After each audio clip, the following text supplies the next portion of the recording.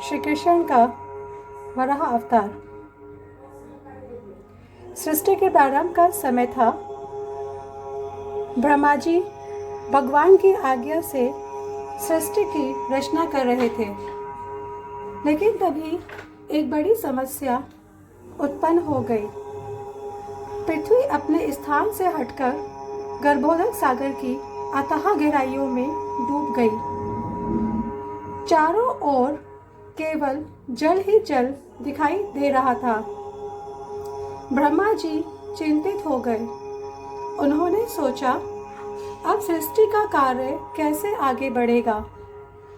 उसी समय एक अद्भुत चमत्कार हुआ। रहस्यमयी वराह का प्राकट्य। अचानक ब्रह्मा जी की नासिका से अंगूठे के आकार का एक छोटा सा वराह प्रकट हुआ। सभी ऋषि मुनि आश्चर्यचकित रह गए। यह कौन है? देखते ही देखते वह छोटा वराह बढ़ने लगा और कुछ ही क्षणों में उनका शरीर पर्वत के समान विशाल हो गया। उनकी गर्जना से संपूर्ण ब्रह्मांड गूंज उठा। देवताओं ने समझ लिया, यह कोई साधारण जीव नहीं, स्वयं भगवान विष्णु वराह के अवतार में प्रकट हुए हैं। देवताओं और ऋषियों ने भगवान की स्तुति करनी शुरू कर दी। भगवान वराह ने प्रेम पूर्वक उनकी ओर देखा। फिर उन्होंने अपनी विशाल पूंछ हिलाई और गर्भोदक सागर की ओर छलांग लगा दी। पूरा समुद्र उनकी शक्ति से कांप उठा। विशाल लहरें उठने लगी। भगवान वराह अथाह जल में पृथ्वी की खोज करने लगे। सैकड़ों योजन गहरे जल में उतरते हुए वे उस स्थान तक पहुंचे जहां पृथ्वी माता छुपी हुई थी। वहां पृथ्वी माता भयभीत अवस्था में पड़ी थी। भगवान ने प्रेम पूर्वक उन्हें देखा, फिर अपने दिव्य दांतों पर पृथ्वी माता को उठा लिया। लेकिन तभी एक भयानक दैत्य वहां आ पहुंचा। उसका नाम था हिरण्याक्ष। वह अत्यंत शक्तिशाली और अहंकारी था। उसने देवताओं को पराजित कर दिया था। अब वह भगवान वराह को देखकर क्रोधित हो उठा। वह बोला, अरे जंगली पशु, तू मेरी पृथ्वी कहाँ लेकर जा रहा है? दैत्य भगवान का अपमान करने लगा, लेकिन भगवान मुस्कुराते रहे। उन्होंने पहले पृथ्वी माता को सुरक्षित स्थान पर स्थापित किया, क्योंकि भक्तों की रक्षा उनके लिए सबसे पहले थी। पृथ्वी माता को सुरक्षित रखने के बाद भगवान वराह दैत्य हिरण्याक्ष की ओर बढ़े। फिर आरंभ हुआ एक भयंकर युद्ध। देवता आकाश से यह युद्ध देखने लगे। हिरण्याक्ष गदा चलाता रहा।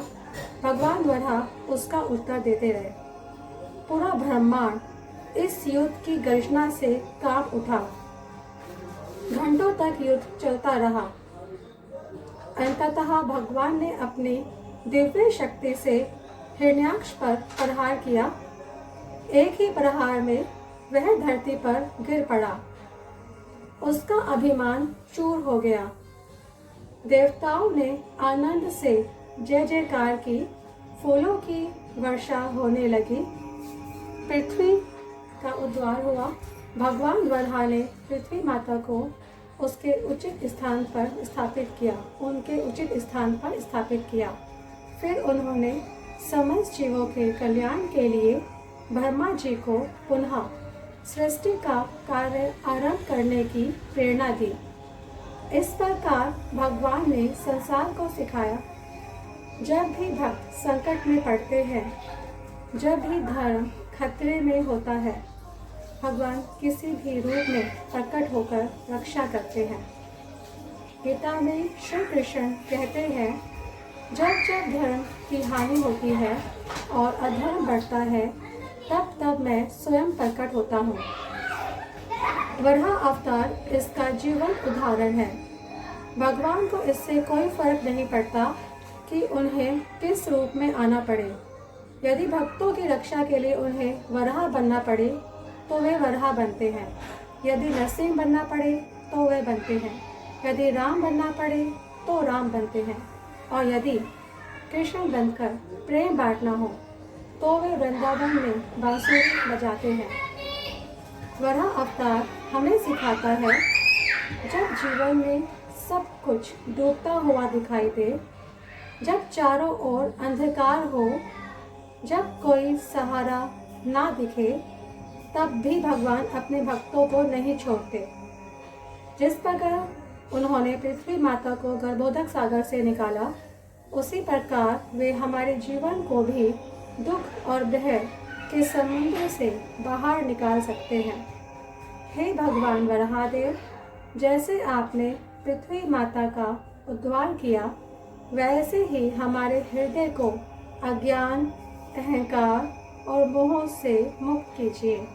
हमें अपनी भक्ति प्रदान कीजिए और हमारे जीवन में श्री कृष्ण प्रेम का प्रकाश भर दीजिए।